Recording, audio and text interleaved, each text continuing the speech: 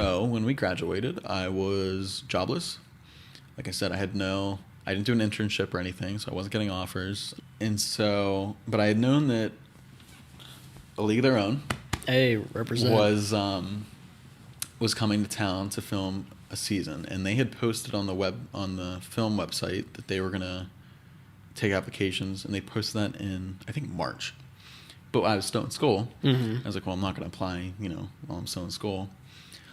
And so come like mid-May at the earliest, I was like, you know what, I'm gonna send my resume, just say, hey, I'm available, assuming that they had probably already crewed up. Right. And then I didn't hear anything for like a month. And so finally, right after the 4th of July, I get a really random call out of nowhere from LA. And as a film major, you get a call from LA, you got to answer it.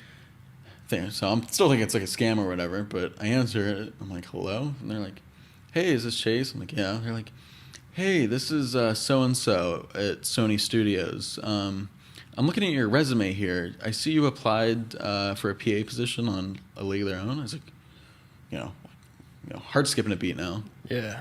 And I'm like, yeah. Like, okay, are you still like available and interested? And I was like, oh, like absolutely. And they're like, okay. So they talked it over, and they were basically like, so this is like an office-based job where you get the film and sound cards at the lunch break and the end of the shooting day every day. You put them into a computer, and our team in LA downloads and organizes all the files. You take pictures and send us like the camera and sound reports.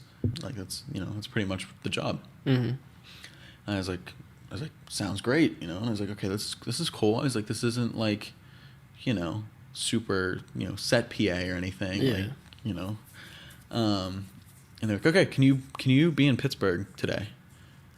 And I'm in State College, which is 3 hours from here, and it's already like 1 p.m. And I'm like,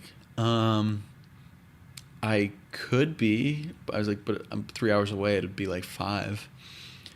And they're like, okay, don't worry about it, but like you will need to be here tomorrow. Like you'll need to be in Pittsburgh tomorrow. I was like, Jesus, okay.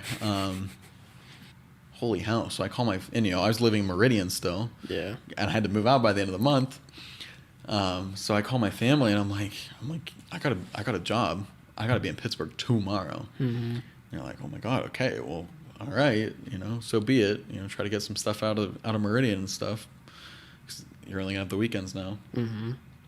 So. And what do they think about that when you told them, I got a job, I'm going to Pittsburgh tomorrow? It's not your typical way of getting a job. Yeah. And My mom was definitely excited when I called her. I think everybody was excited. yeah. Because it is, I mean, everybody knows they're not easy to get, especially your first one before you know anybody. Yeah. And I had to call my aunt because she lived about 25 minutes north of Pittsburgh. And obviously I was going to find housing. I couldn't afford housing. So I was like, hey, I got a job, Is it cool if I stay with you? And she lives alone. So she's like, yeah, there's a guest bedroom. Like I'll put sheets on the bed and see you tomorrow. Shout out, Aunt. Yeah. Thank you, Aunt. So, I mean, I drove to Pittsburgh the next day and I was lost. I mean, I walked in, I pulled up to the studio, got the COVID test, and I just walked into like this garage door and there was all these people moving wood around and people just running around. And I'm just like sweating. I called the coordinator and I think that someone actually took me to the office. Like, hey, like, this is Chase. Like he said, he's here to see you. And she's like, oh yeah. She's like, I'll take you over to the dailies setup. And she walks me over and she's like, so you're going to be set up in the exec office. I'm like, okay, like that's a little unusual. I'm like, that's a little nerve-wracking. It's like whatever. And sure enough, this office was where the directors, the editor, all the exec producers, and then the star all had offices in there. Wow. So I'm like, no idea what I'm doing. And of course I'm in front of all these people. So she walks me over and she's like, all right, well, here's the stuff. Let me know if you need anything. And I'm like, okay, thanks. And I'm looking, and it's just like 3 pelicans, like 3 huge pelicans in like cardboard boxes and a table. And I'm like, oh my God. I was like, does she think I know what I'm doing? Like, I'm just looking at this shit. Like, I have no idea. So I'm like flipping up the cases. I'm like, huh, this kind of looks like a computer. All right, this might be like an Ethernet cable. So I started talking to the team in LA, and they, slowly helped me walk through it, and I got everything set up. And I mean, long story short, that job was just easy. I mean, I worked alone pretty much. I didn't really have to interact with anybody besides the DIT and Transpo who brought me the cards. Mm-hmm. I mean, no joke. Whenever I tell people, don't even believe it because it sounds too good to be true. I was like, I took the card, pushed it into the computer, repeat times 6. I took a picture of the camera port, sent it in an email, and told them, okay, the cards are in. Mm-hmm. That was it. And the other great thing too was, I mean, early on I had some 12, 13-hour days.